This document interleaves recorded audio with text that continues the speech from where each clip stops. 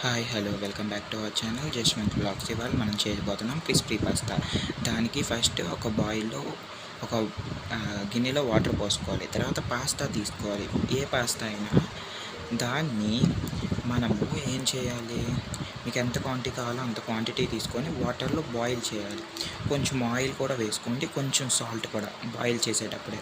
తర్వాత ఒక గిన్నె తీసుకొని అందులో తగినంత మైదా, కొంచెం మైదా వేసుకొని మైదా వేసుకున్న తరువాత మైదా కానీ కార్న్ఫ్లోర్ కానీ వేసుకోవచ్చు. నా దగ్గర మైదా ఉంది కాబట్టి నేను మైదా వేసుకుంటున్నా.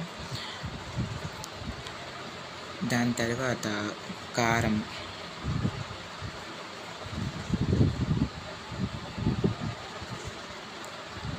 ఉప్పు,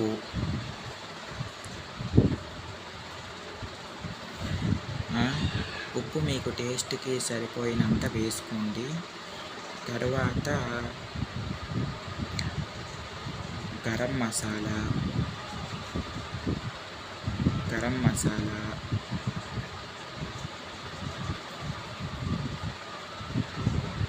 మీకు నచ్చితే ధనియాల పొడి కూడా వేసుకోండి, నేను ఇక్కడ వేస్తున్నాను.